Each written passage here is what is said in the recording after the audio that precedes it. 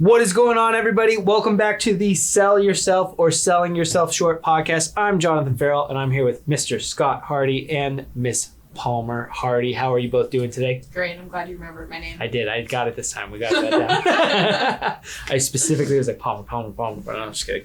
Today, we wanted to talk about the autonomy related to competency and how that impacts sales in general. I know you had a lot of stuff to say about it, Scott, so I'm going to go ahead and throw that right over to you and go from there. Good afternoon, or morning or evening, whenever you're looking at this.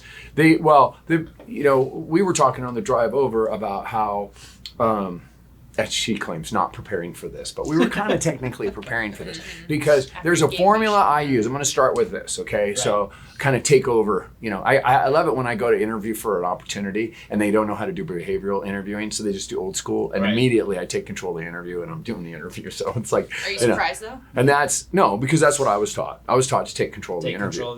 It's important. It's how I got the job. Because the other thing too is like, if you don't do that, you're on the defensive. You'd rather be on the offensive. That's how they know, like, this is the person I hate behavioral interview. I hate being the person asking the questions.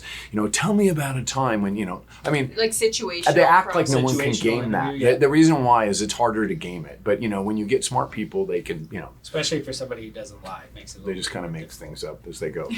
but what I wanted to talk about was, like, how we understand when you look at a group of salespeople. And you're a leader, for example. Let's just start from that side instead of saying, the salesperson. Let's tell salespeople what is happening in the back office and how are we looking at you? I mean, I'll give you a simple example of the difference. When I came into Wells Fargo years ago, I was in a meeting the day before all the quote reps there. I was the leader, and they had Red Bull. Simple thing. They had Red Bull. Next morning, if you drink one Red Bull today, you're going to need a Red Bull tomorrow. So I needed a Red Bull the next morning, and I went in there, and there was no Red Bull. And I said, hey, where's the Red Bull? And they said these words, we don't let the salespeople have Red Bull. And I started laughing just like that. I said, what are you talking about? That you want to give them Red Bull? I said, first of all, it's like they're kids. And I said, half of them are older than we are. Right. So, that doesn't make any sense.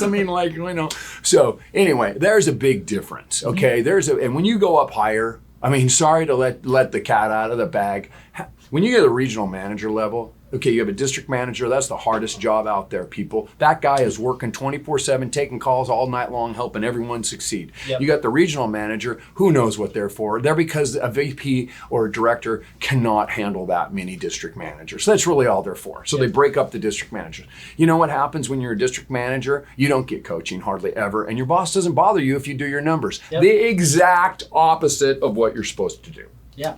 Have you ever heard watering your weeds and cutting your flowers? Right. I was just thinking. Remember I used to say that all the time? Yeah. That is okay, so let's assume someone's trained. Okay, so you're an employee and you're trained. Well, let's use the best example. You've been there for a year. You made your numbers last year. Everything's fine. You weren't like, on a poster or on the 48th floor of the building on a plaque or something, but you made your numbers, everything's fine, people are happy with you. And this year you're not performing and you continue to not perform, okay? And so what my boss would say, I had a lot of bad bosses, I only had like 2 good ones in my whole life. And they would say things like, Scott, you need to get out there with Jonathan.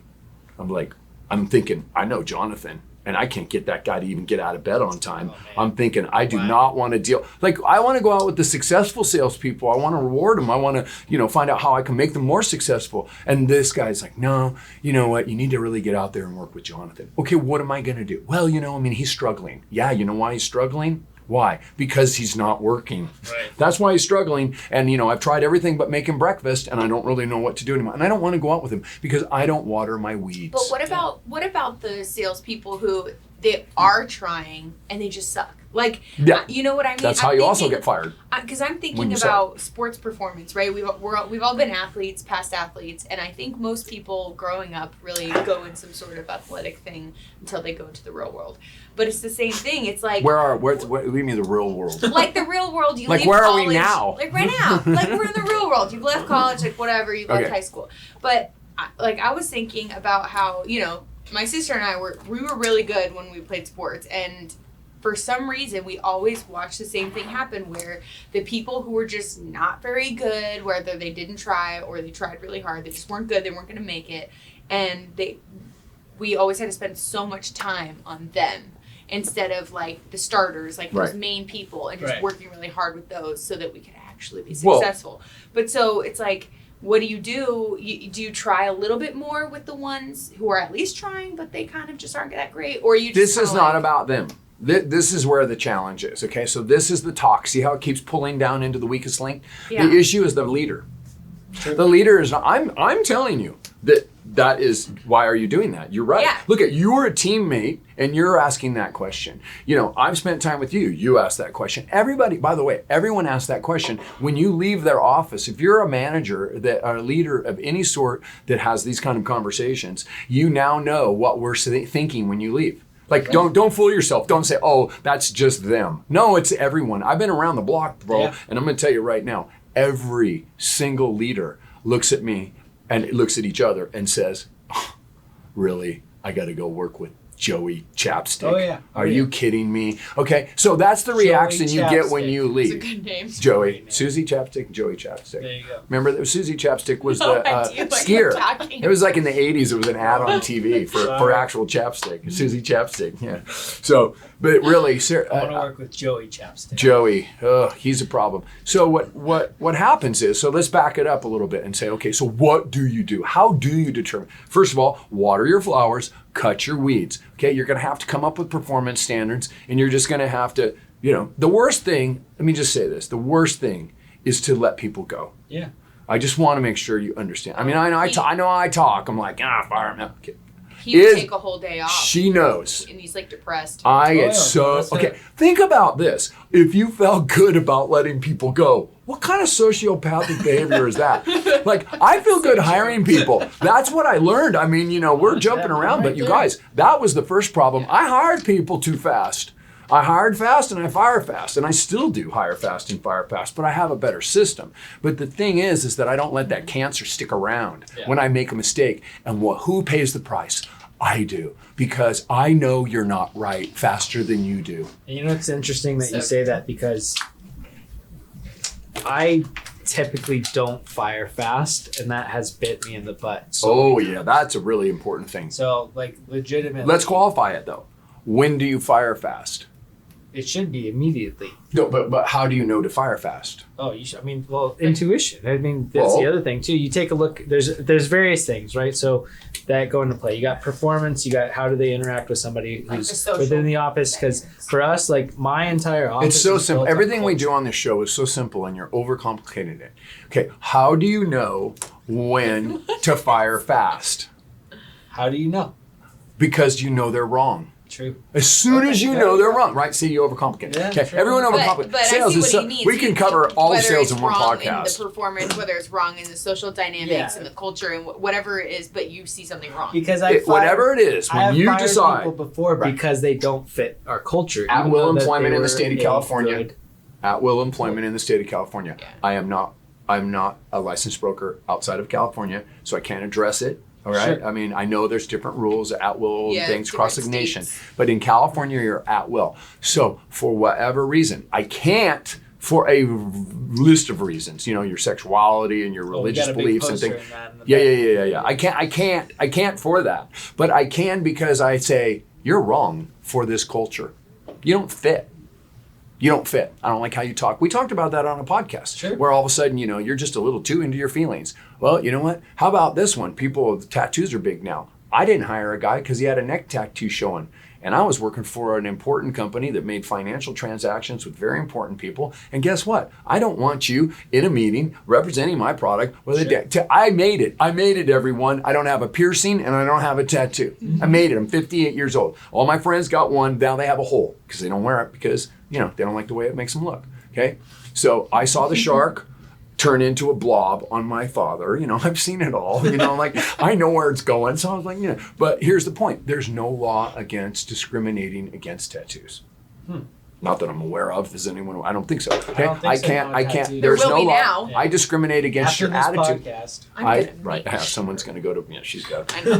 Both of his daughters have them, and he hates I'm them. going to discriminate against your attitude. I'm going to discriminate against your tone and inflection when we talk if I don't like it, and I'm like, why are you giving me attitude? Like, I'm going to discriminate against all that. But what I'm mostly going to discriminate is against is the 3 C's. Okay. Okay, the 3 C's. So today's lesson has a couple of different letters in it. We have the 3 C's, and in a minute we're going to be talking about A times E equals R. Okay, but this is what, how do you take all this data, all these people, and cook it down? Okay, so the 3 C's. You must have comprehension. Okay. You must know what you're doing. You must understand your product. I'm sorry we don't train well. The first thing that's cut is training budgets. It's a horrible thing. The worst thing to do is keep people who are untrained and worry about the trained being, hired away. Sure. Train people. Train them. But that's what gets cut. So competence. So it's your responsibility. You accepted the position. You accepted the role. Get out there. Figure it out. We have a website. We have this. We're going to do what we can do. And when I say we, I don't mean hardy realtors. I mean businesses at large. We as employers. We're doing the best we can. We have limited resources. Okay. Comprehension. Okay. So now, what is that going to give you if you have comprehension? It's going to give you confidence. That's the second C. And most people, I'm going to tell you, my wife has those too, but she is lacking in the third. And I found out at a barbecue one time, we had a friend that was a psychiatrist, and which is fun to have, by the way, not a friend that you see as a psychiatrist, but to have a friend that's a psychiatrist, because they are smart. They're spotting all kinds of things in human behavior. Organizational psychology. If you want to be a great leader, go get that degree. I shouldn't have got a degree in advertising. I should have got a degree in organizational psychology. Sure. So she said, Scott, it's very interesting. You speak in statements and your wife speaks in questions. So let's say Scott wants to go to the beach. What's he going to say?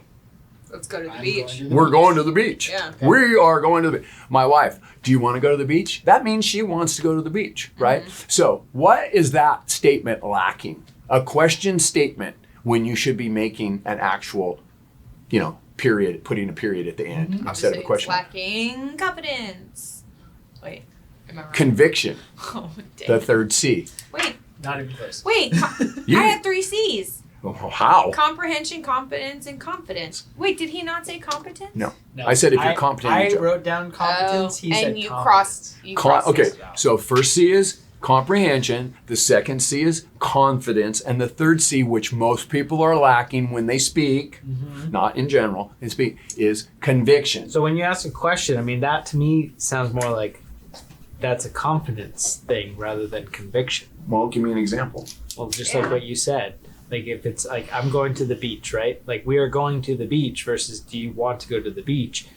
Well, let me give you a better example of how it really works. Is more when I'm working. This is a sales podcast. Sure. So we're not going to the beach until we win the contest. Okay. Yeah. So right now we're still trying to win the contest. And what the problem we're having is our salespeople aren't working. Sure. I've got a team of people. Let's say I'm a regional manager. Let's say if I'm a vice president. When I was at Abanco, I had 12 district managers, 2 zone vice presidents, 2 recruiters, the accounting department, and then how many, 73 salespeople out there, something like that. Okay, so how in the heck are you going to keep track of all of that? Well, first of all, I want them to speak with conviction. So when they say, I've taken the information in from a needs analysis and my recommendation is this, and these are the reasons. And if you say, well, what about the such and such? And then all of a sudden I'm like, well, you could, boom, right there, I lose everyone. Why would you switch your recommendation without a material fact change? Sure. Oh, which you talked about last time. You got to have a fact change. Okay, I need plastic. Oh, I was like, based on everything you said, this aluminum can is perfect for you. Based on the following reasons, blah, blah, blah, blah, blah. Just like you have. Oh, great. No, you don't want to do it? Why? Oh, you changed your mind to plastic. Oh, well then for sure you should do this one. That is a material fact change. You're like, I just changed my mind. I want plastic now. Right. Whereas this way, what you're talking about is lack of conviction, where I say, I'm going to recommend the aluminum can. And you say something like, well, what about the plastic one? Those are kind of nice, right? That would be a typical way you could get a poor salesperson off track. And so what they would do, so they don't have any conviction in what they're doing. They don't believe it. They don't believe that's what you should have yet. Okay. Right. So they're kind of lost. And so when you say to me, but what about the plastic ones? Those seem kind of cool. And I would be like, the bad salesperson does this. Absolutely. These are really good. Now I put this away. Now I'm selling this. Yeah, because Nah, they nah, just nah. want to sell something. I've had that with the car Right. salesman. I hope that Right. makes clear Yeah. That conviction. makes sense, especially No, from that. That's so standpoint. true. When it seems like that happens with those bigger purchases, like a car, where Yeah. you're just like, I really am looking for this, but what about that one? It's like, well, you've already told them everything you want. Why would they then switch you to Volkswagen when you were looking at BMWs? Just because you're like, well, what about that one? It's cheaper. Be like, well, you said you wanted this. This comes with all of it, right? That's exactly. And and it can totally sidetrack you as the person buying because True. you're like, well, now I'm confused. Like, what do I want? Now I don't even What do know. I want? And so you just waste time. You know what's funny? So within our lending process, like I always tell people, I'm going to take your information. I'm going to present you with the option that I think is going to be the best one for you, right? So you might qualify for X, Y, and Z, but here's why you're going to be doing this loan program. And that's like the definitive, right? So again, I do that as to not scare them and not present them with too many options, because when you're presented with too many options, brain's going every which way. Well, Yeah. what's this? What's this? What's this? And like, I actually just lost a client because they asked me for 6 different options. Yeah. I'm like, this is not the best option for you. You need to be, doing this one. I presented them with the 6 different options. They're like, I think that this is just way too much for me right now. You're like, It's like- Well, sometimes, I mean- told you. I tried to sell a friend solar one time when I was doing that gig, and he wanted to know the breakdown, the cost of all the parts. Yeah. And I was just like, I basically, see you later, dude. Like, Right. this is not, I'm not even doing this. Like, Right. it's not nowhere close to important enough to have No, a sale no. and actually go through this. I mean, you're not getting it. You're so far off. We don't do that. We just package it and sell it to you. And like, Exactly. I've never had that question once, and we're not trained on that. You're not getting it. No. And so, we go back to how are the salespeople operating, Sure. and what are we doing to make sure that they're operating correctly. So we have a 3 C's we can check. Then we listen to their stories about why they're making a sale and why they're not making a sale. And we have to determine what's good and bad from that. That's not how I do it. Sure. What I always recommend people do is to break it down into activity and effectiveness. And that's the A times E, and then the results equals R. Sure. So your activity times your effectiveness will give you results. Okay, so therefore, we had this one. A blind squirrel could find a nut. Remember that? Sure. Just get on out there. Whenever your manager says these words, I would think, or you would think, that a person could go get a deal by going in there and doing that. Whatever it is, it doesn't matter what they say. When Yeah. they say you would think, do you know what that means? I'll translate that for you. He has no idea. She has no idea what they're talking about. Oh, yeah. They don't know what. I had a one manager. He was a senior VP. He had been an English teacher before that. I mean, trying to get these. So what does he work on? He works on a presentation, words, and look. Right? No sales training, Right. but paper training. Sure. Right? So when we look at A times E equals R, what we're doing is we're looking at the entire sales force, and then we're breaking it down to on an individual level, and we're saying, how many calls did you make? How many people? Where's? And we find out you're doing it. You got tons of activity. Right. Okay. Now let me add this. Yeah. People lie about that all the time. Oh, 100%. Oh, I did. Okay. Now let me tell you what the consequence is. Okay. So you wonder why your boss treats you like you don't know how to sell when you know you do. It's just you don't work that much. And so the activity is falsified. Okay. So what I hear when I see high activity is ineffective. Yeah. So I'm going to teach you how to sell.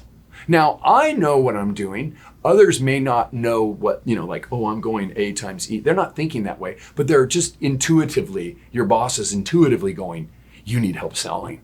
I mean, you're out working so hard, right? Right? You're out there. I think back to- you made 100 calls, right? I think about, you ever watched the movie Glenn Ross? Yeah. Yeah, when Alec Baldwin gets up and the guy's like, the leads are weak. And he's like, Yeah. the leads are weak. Like, you're weak. Right. And he's like, I could take the same amount of leads and get, $60,000 in commissions right now. And it's like, that's the same thing. Like, people lie about all their activity and they don't have good effectiveness, and especially in closing. So that generates some terrible results. Right. So, well, you don't get the results. Exactly. You don't get the results you're looking for. What about, because I think it was last time or the time before, you were saying how you were within a day you made some crazy number of sales, right? When your goal was 7, I think it was. Oh, I have 58 you in had a 50 day. in a day. Okay, so your results were really high, but your activity was low. No, So- my activity wasn't low. Well, I and- made more than 58 contacts that day. Right. Okay. In a day. So I I guess just happened to be in a place where they were all coming to me. I guess not if you're looking at that day, but if you're looking at that month, right? Let's say you worked less days in the month. I'm just giving you a scenario whether that happened or not. So you have super high results. Maybe in those 30 days, you only really made some serious phone calls in 15 days. Whereas there's people who are working every single day making no But what you're result. saying can't go together. So that it's not It possible. can't happen. It's not possible to be a top performing salesperson And have and low not have activity. any activity. Right. You would at least have the activity. The minimum activity would be the number of deals closed. Okay. So let's say, based on what I believe, Do you close and- every single deal you made? every phone call you made? contact. Okay. So when I was a young man selling credit cards when you were really little, and we surfed all the time over in Laguna Beach, is that everybody I touched, I got the deal, and I had so much confidence in my ability to close a deal if I could get in front of them that I hired a guy on the side and paid him $25 to just go get the credit card statement from everyone. Right. And he grew up around there. He was like third generation, Michael Klosterman, Right. he's just awesome dude. And he and I used to surf and everything together. And he'd go out there and he'd meet with people. He ultimately within one day he sold 3 deals. And I was like, well, why don't you just be a salesperson for us? I mean, why, Yep. So we hired him at the bank. But the point is that I knew if I could get my hands on that statement, I could get the deal. Yeah. I know that if I sent a mortgage opportunity to him, that it's like 99%. I mean, why would you go anywhere else? There's no point, Yeah. right? He's going to give you what you need. You know, it's interesting too, because so obviously talking with Rick, your husband, like no joke, we just had this conversation. Because this thing is like, if I get that deal from whoever else, there's no way that they're going to be going with anybody else, right? So for us, And you don't close 100%, But- it's close enough to just focus on the mostly. We're basically at like a 95%. Like if it comes down to it, if I get a warm referral from somebody else, there's 95% I'm closing that deal. Right. Yes. Like they're not going to somebody else. Well- and we talked about this with actually one of the referrals that was given over to us, where like they had gone to a bank, a big bank, and they're like, we were offered this deal, and I was like, just so you know, I'm gonna beat that deal. I'm gonna beat their level of customer service. Yeah. And that is what won the client. Right. Like regardless now of It's a skill. whatever I quote them, I'm getting that deal. But of course, I gave them a good deal. I'm gonna beat the deal. I told them I'm gonna beat the deal. Yes. But it's also I'm coming into that knowing I got this deal.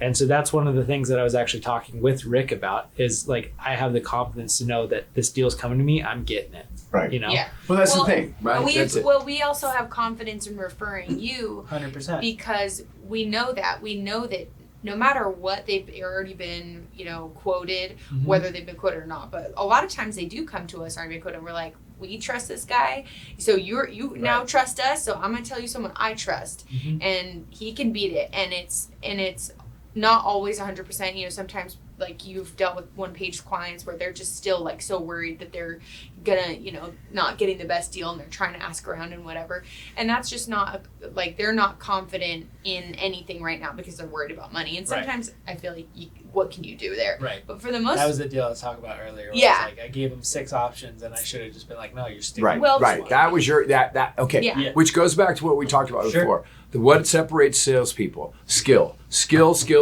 My company is thriving because we had the skill. When everyone else panicked and canceled advertising and we panicked and did it. So I mean, we believe me, it was plenty scary. it's still human. It's still plenty scary, and and a lot of it is, when we. I'm always right and I never lie is the joke, right? I mean, that's not true. I feel like I'm right because I haven't heard anyone ever stand up to a belief system the way I do, which means I get my way, and the only way I don't get my way, meaning I need this resource for my people, I need, it's always about training, by the way. It's always about training, and it's about ways to help the customer. A customer-centric or a customer-focused organization means every department head, everyone is working on behalf of that, which ultimately means they're devising systems and removing barriers for the salespeople. You do not hear these words, well, we just don't want to do that for this department. You're like, well, we need you, your technology, we need you to update Salesforce for us so we can freaking track everything. And you're like, well, they just don't like doing that. Like but that's called departmentally focused. And there are very many departmentally focused large organizations that seem to be making it. We want to make sure that everyone understands like kind of what the inside take is on the real estate industry and the mortgage industry. Sure. And ultimately, what is your boss looking for, right, in this world? And if you're a senior VP, I'll tell you what the president's looking for. If you're the president, I'll tell you what the CEO is looking for. And the thing is that most people are hiding out, and they are hiding out because they have a lack of confidence and they believe that they're faking it through their job. Fortune 500 magazine came out with a study, found 65% of all CEOs felt like they were faking it in their job. Oh, I know. Fortune 500. Should be the 4 C's because I've heard you say confidence a lot. I'm telling you. Competence. But you have Competence and All of it. It's so true. comprehension, confidence, and conviction. Yeah. Competence. Man. Confidence. I'm just kidding. You Comprehension would be Comprehension competence. is it. I think I would I think summarize the three C's with a 4C saying that it's competence. Those 3 C's equal C number 4. 4C. C3 squared. Can we go back to, you said activity times effectiveness equals results. Yes. So what about these people that have just an insane amount of activity, but they're not as effective? Is that Well, something that's that what you can would be look at. That's exactly And their what you would do. results are then low, Right, right? right. So for example, if you are, if let's say it's even, like Sure. A times E equals R, and A is R, trained? Right. right? I mean, what's your effectiveness? 1. It's 1. Yeah. It just needs to be 1, right? If it's 1 times your activity, you get all your activity closed. Yeah. And it's not normally, it's a negative usually. So that technically Your these effectiveness being perfect can only be 1. These are 3 things Right. that can technically be switched around. Exactly. Right. You can move it. Well, yeah, it's math. So you Yeah. can do the thing that And it's you have to multiplication. do as a leader is to break it into these 3 parts. Sure. That's what I'm saying. So I see a lot of activity. I'm going to automatically go for effectiveness and say we need some training here. I'm not going to do it without talking to Sure. everybody, but I'm going to suspect that. And that's why I say when you lie about your sales numbers. I went into an organization pre-IPO where trying to sell it up and go some national accounts, close Google, do this, do that. And I come in and I mean I'm supposed to go out there and help sell this stuff. And I've got a guy above me, and out of the blue, he calls me one day on like a Thursday, really. Oh my God, I need your numbers. I'm like, what numbers? Like, you're hired. You don't have a comp plan. We don't have we had it in our offer letter. We have no goals. There's not a document that says on Fridays you'll send in this information and I need this. Right? There's nothing. I call it 3 guys in a pickup truck. Yeah. It's just the 3 startup dudes, and everybody just decides each day what to do. So we go in and we look at the actual activity, right? Because it's new. Well, he didn't like the numbers. He asked me how many people I called. I had called 3. And the reason I called 3 in my defense was one of them was a $250,000 profit deal Sure. in over a 2-year period. And then I spent all my time, because it was brand new there. I didn't understand what was going on. I didn't understand the words in the request for proposal, right? All these things I'm running around, and everyone's treating me like I'm an inconvenience. It's Sure. like, dude, I got a fish on. Help me reel this sucker in. Yeah. Well, we didn't get the deal because we didn't follow. I know what to do. He who initiates dictates. Yeah. They asked us for information. We didn't give it to them their way. We gave them to our way. We have an automated system that just pumps out a proposal. Like, if you don't think experienced people know what a cookie cutter proposal looks like, right? And that's not what you do for large accounts, right? Right. Small market, fine. So what happened is, this is the long version, what happened is that he took the numbers and he said that I had made 25 or 50 phone calls. Then he said that I had sent X number of emails out. Do you know what the executive vice president did the very next time he came in contact with me? He asked to see my email I was sending before I sent it. Because why? It looked like effectiveness. It looked like your activity was crazy high, and you're getting nothing out of it. I want to just see what you're sending out there. If he would have just said, well, he's brand new and he was working on that deal, he didn't know what's going on. He just had 3 phone calls. He did this. I mean, and he bought a book on technology since you didn't train him, and he was looking up every word in a dictionary. True story. Wait, you mean the truth works? Yeah, What? the truth really works. Because if you ask me for help, okay, and I say, okay, tell me what you're doing, and you lie to me, then I'm going to give you an answer that goes with the lie. Why? Which is not going to help you. No. So we said this once in a podcast before. If you're at home eating Cheetos, watching Sports Center, and you just can't get off the couch and the phone seems like it's 50 pounds, tell me that. I've been there. Yeah. I know exactly what to do. And what you do is you get up, you go take a shower, you put on some shoes, you go for a walk. And when you come back, you'll probably do something. And if not, keep walking and then come back again. And try that until you finally do it. But get out of your house and go walk around. You know, it's interesting too. Actually, that happened yesterday. If you don't remember, yesterday, I was just like, I just got to get out of here for half a second. Like, so what I do, I just walk around. Like, I left the phone. I left my headphones because I was like, I just need a second. Yeah. Like, walked around, did a couple laps around the office. I think I told you I was going to be gone for 30 minutes. It was like 5. So it was 30 minutes in my head. So, but that was enough for me to be like, okay, good. I'm refreshed. Like, let's go pick up the phone, go, you know? Yeah. So sometimes you just got to step away from it. There's a lot of self-care is actually a really big thing at least in like the research that I was doing when I was doing education and everything, but we also we're talking as teachers and just talking about, you know, we put so much time into our students and, you know, you put so much time into your employees and in your training and in your clients and everything, but it's putting so much time into other people and then remembering that not only do you need a shower and eat and take care of yourself, like your needs, which will go to those Maslow's hierarchy, but also like your mental health is super important and just remembering to like breathe when you need to and take a break when you need to do something for yourself. Well, it's not only that too. It's not only just employees and everything else, but as a parent. Yeah. As a parent with, you know. Your work life. Family life. Yeah. No, like no joke. Like, you know, I'll get home. Well, like, we have 3 kids, so it's like I get home. My wife's like, "I'm taking a walk." I'm like, "Go for it, I got it." You know, it's like sometimes you just need to step away for a second. Yeah, it's true. Well, and let's face the reality of why we work, so we can get money to go do what we want. Exactly. And if you happen to be working and do something that you really enjoy, so it doesn't seem like work so much, well, good for you. But I spent most of my life trying to find that. Work you know, I hopped around. Live to work. Right. And so instead, I mean, my uncle had said to me one time, he's like, how do you do it, Scotty? I mean, all your jobs, I mean, it's like you're always working, you're never working. I mean, you win all the contests, you do all these things, but I mean, you have a lot of free time. Like, yeah, because I studied time motion studies. I studied the product. I studied how to be more effective. I studied that you don't eat a big, huge lunch. I studied that the best thing for being tired is a quick 20-minute nap. I've done that too many times. You walk back, food I had a burrito. So stupid. I brought this today, and so it's a little thing. I don't keep the whole magazine. Sure. I keep a page. So over the years, I've torn out pages. I've cut things off the internet. I couldn't even tell you where I got half the stuff anymore, whether I thought of it myself or I copied it and hybrid it.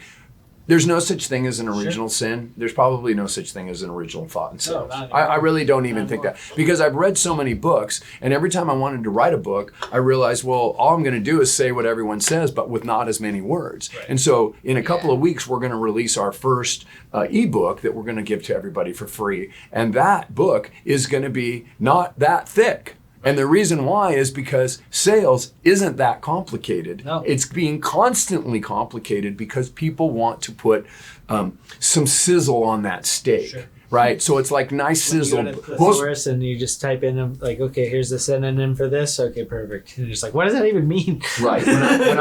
Right. Like reverse selling, this sell insight, you know, getting to yes. Okay, whatever. That's creative. Right. It was nice. I mean, you know, let's do the art for it and put it up in the museum. But the bottom line to sales is the sales cycle where you walk in, you establish rapport, you transition, right, to a needs analysis, and you present the information that you received, you get feedback on that, and you trial close and close. Okay, and then you follow up. I mean, that's it. That's the bottom line. And you can drill down into that all day long if you're an academic like her, and you want to go get your doctorate in sales and do that. I've got a PhD in how to make ends meet. I graduated from the College of the Streets, right?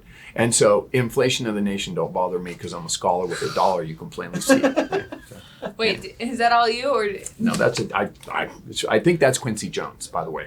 That's an old Quincy Jones, 1981 Quincy Jones. So I'm not going to read through all this, but I want to give you a couple of things. And it's something that I typed up years ago, for salespeople. And a lot of this, you know, like I have the dates on some of them. Copies that we can. Yeah, I'll give you some, like 2018. But there's a lot. Like how many items here? There's 52 Do I have 52 items? And then I have a don't quit. You know, when things go wrong, as they sometimes will. Okay, so pose this on it. Hardy-isms. You know, have a vivid, clear, precise picture of where you want to go and what you want to be.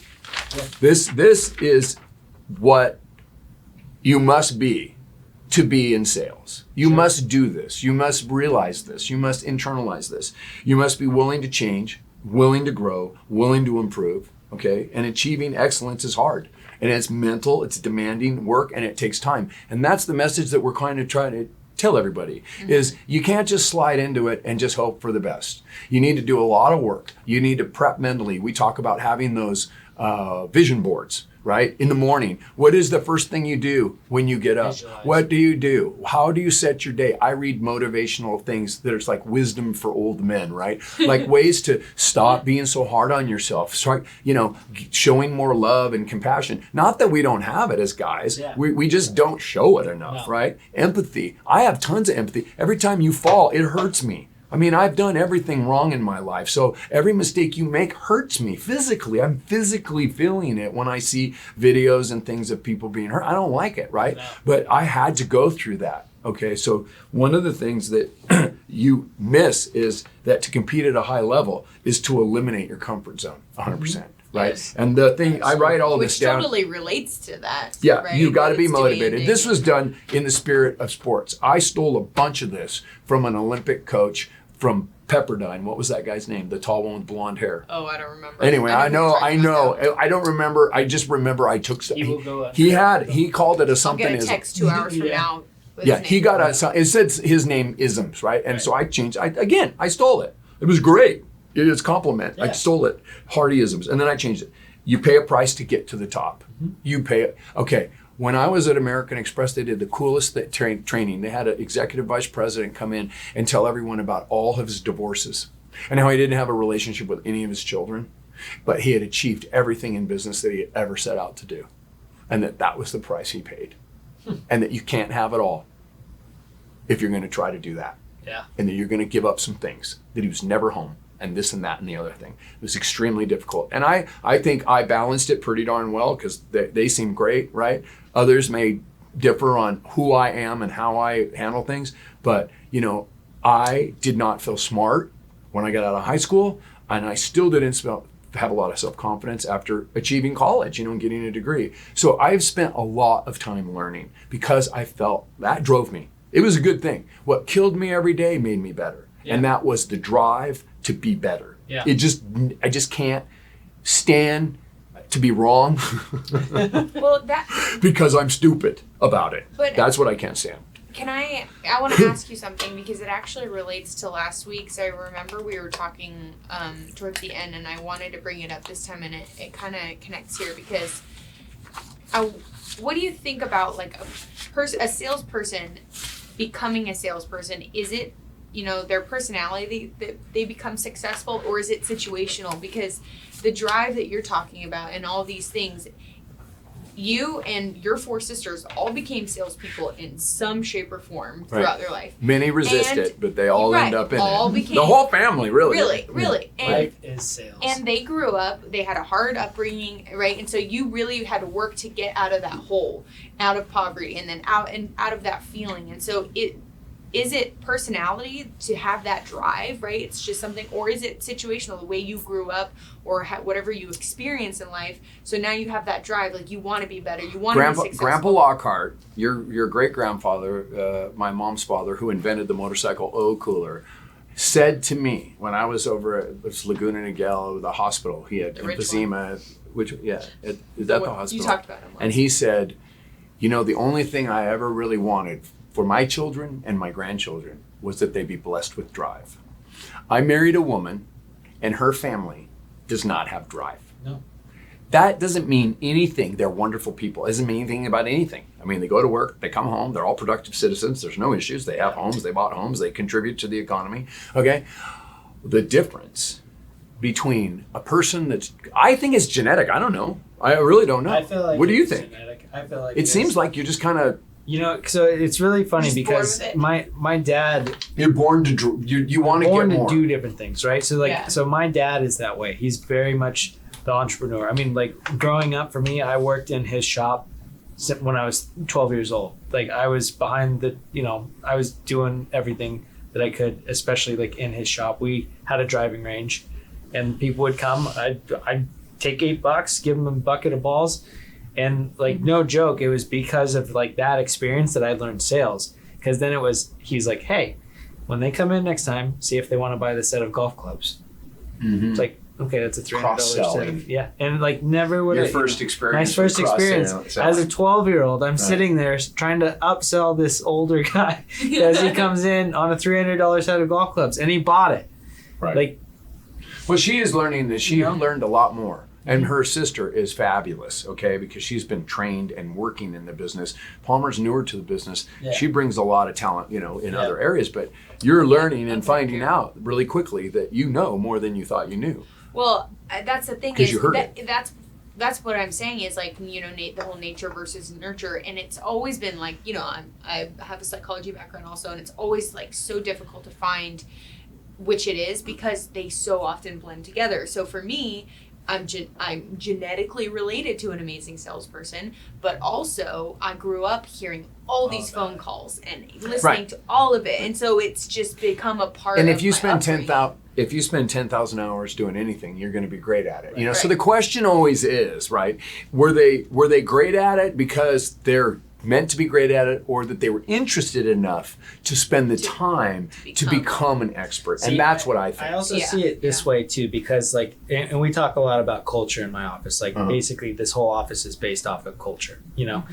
So yesterday we had our meeting, and we, are going through basically like, okay guys, here's how you can go out and get business. Here's like, everybody's throwing off different ideas and everything else. And I'm looking and I'm like, this is who everybody else is surrounded by right now. Because everybody in my office is relatively newer to the industry. And you have like myself who's been in it for 10 years, right? Mm-hmm. And then you have Tyler who's been in it for 4 years now. And so right now we're in the business development mindset where it's go out there, bring it in. And right now the collective mind of the group is go get it and go bring it in. And what I see is people who initially came into our office that were kind of like maybe not fully driven to go up there and do this, they're now conforming to the idea of now it's time to go and get it. It's like you're creating this excitement. Yeah. So like ultimately, I feel like a lot of think of it this way. We're surrounded by people our entire lives. Who we surround ourselves with is who we become, right? So you take your 5 or 10 closest people who you're constantly surrounding yourself with, and that is who you become, right? So as a salesperson, I think you actually said that last week too. I'm listening. You surround yourself with. I think you are what you become, what you think about all day long. Absolutely. What you think about, and that affects what you think about all day long. And I see a lot of other people too who are the ones sitting on the couch right now, like not doing anything, and they now because they are in this state of mind of, well, I'm just sitting on the couch today. Like that's who they have become. Not to be confused with the ones who just needed a quick break. Correct. Not to be confused. So, like, again, like coming back into the office post-COVID, it's let's get this going, business development. And there's people that have been doing it out there through the whole time. And when we had CBS in Sacramento, I mean, I remember when all the leadership got fired before Sinclair right after Sinclair bought them. And so it was chaos. And I took it as an opportunity to make money. I was like, ooh, no one's watching. Let's just take all the leads because there's no system. There's no anything I'm making.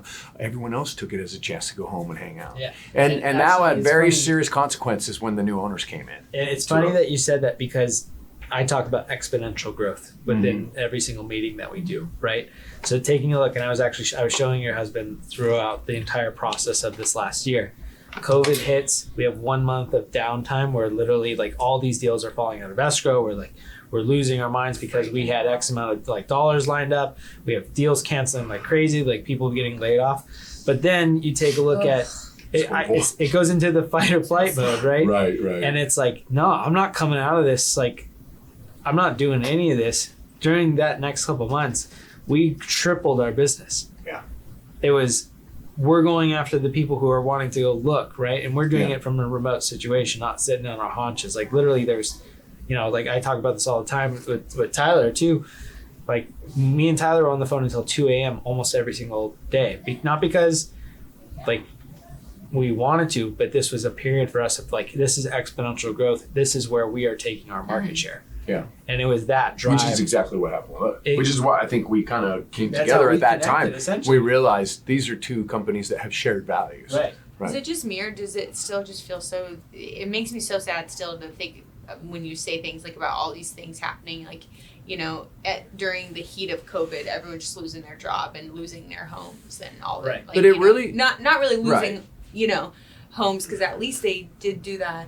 What is it called, where you couldn't be Forbearance. evicted? Yeah, and stuff. So that was at least good, but Yeah, but I mean, you also to be take a successful look, out of it. because they also talk about like, okay, we're the phoenix, right? So you're rising from the ashes. Like so much good has come from what is bad, but it's also because we took those extra steps to get after it, go do as much as possible, bring in business. Like we ended up having our last year, as you know, most real estate professionals did, but we did that through basically our drive in getting stuff done. You didn't just sit back. No, we didn't just sit there. I mean, we basically 5 times our business last year. That was like, and that was. But you see the pay the price to stay there concept Oh, yeah. is that you had to make decisions, and I mean, I know I did too, that were, if you're wrong, you're done. Yeah, you're done. Like we bet the farm, basically. Oh, yeah. I took the experience I had, which said when the market drops, go big and buy in, right? It's like a stock that you know is Buying good. the You bought it lows. for $100 and now all of a sudden Buying it's 15 Bitcoin bucks. on the dips. Spend $100 and get a bunch of shares this Yeah. time instead of one share. It's the same thing. And so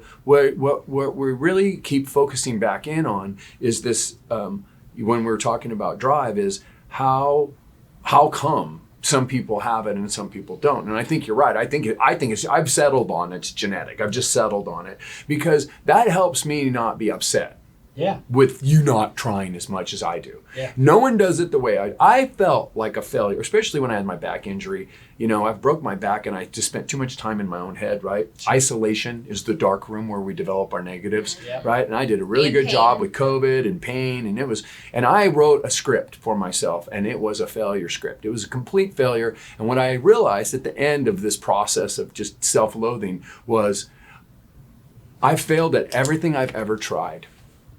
Every idea I've ever had, it's never turned out the way I wanted to. See, that's when I got it.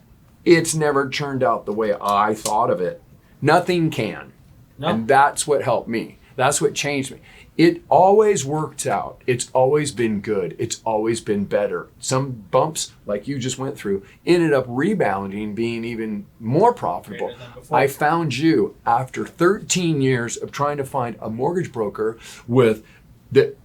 which is one of the Hardyisms, that did not trade long-term values like character and dignity for temporary bravado and in-your-face mentality. So true. There's a joke in sales, and it says that you are more than welcome when you are a top salesperson to come in here and pee on my desk. But you better not ever not be the top salesperson again, because the moment you're not, you're gone. You're gone. Now, I would like to add something. I would never behave that way. I would never allow that. I learned when I was going to San Francisco State, I read in the San Francisco Chronicle a story about a huge brokerage firm. And I remember this because now I'm in real estate, right? A giant brokerage, Windermere, up in the Bay Area. Windermere fired their top, it was a female, top agent. And I mean, I'm talking 100 million, I mean, big, okay? The reason they fired her, he ended up getting interviewed, it was a big thing, it was in the paper, is that she wouldn't cooperate with the team. Yeah. She never showed up to the sales meetings. She wouldn't file any of the paperwork the correct way. She just basically wouldn't cooperate. Her attitude was, I'm the top, that's the rest. What else do you need to know? And I've had this actual conversation with my wife before. I said, I know of a woman like you, because she was doing it. She wasn't cooperating. It was basically like, I'm just gonna sell. So there's certain things you have to do. But at the end, the struggle builds the character. Yep. You have to go through it. I make fun of my own daughters who have not had the kind of life I had when I was a kid growing up. And they try to talk that way once in a while and, not you so much, but Paige I'm like, will. what are With you talking Steve, about? Steve, who grew up, what we grew I up know doing I didn't is grow up like like you, most 'cause you kids. made sure of it. So we would get a pair of glasses, was missing an arm, and then we would make an arm. They would just be like, I don't like this pair. Can I get a new pair? Like that's Okay, their but life. whose fault is that? He was buying my enabler. sister Oakley's, and what did you buy her in high school? One of those fancy bags or something. Look, it's his own fault for her. Like she's That's ruined. the enabling mentality. Yeah, she's. My point is that you guys have had your own struggles as you've gotten older. You're finding things, and that is what builds the character. Yeah. So we have to, next week we really want to dive more into, how do you motivate people? What should you expect from your supervisors, and what should you really be expecting from your people? Because one of the things that I had cut out a while back was this whole concept of relatedness. And the thing that so many managers and leaders forget is that the reason I do my job isn't because of you. Mm-hmm. Ever, ever, ever. No matter what you think you're doing, you're having zero positive effect on me. The only thing you can do is ruin us. Mm-hmm. So what The you want leader, you mean? Huh? Like the leader? The leader Yeah. is very important. And by the way, this just kind of flashed back into my mind because I remember this when I was running a Blanco, is that I was watching this pattern. And remember, my joke is that one time is a pattern for me and takes you 100 times to see what's going on. Sure. I'm like, what's happening here is, as a leader, the only thing I can do is to maintain and help your momentum go, and by getting things out of the way and giving you a boost, right? Move your starting block up, give you a little extra, give you some leads, give you some better training, give you better resources, things like that, right? Help it smooth the way, okay? Because all happens is when I get in your face every time, and it's not that I don't, I'm human. I make stupid decisions all the time, right? So I get in there and I don't remember this. Why are you doing this? Yeah. Why are you here? I never asked that.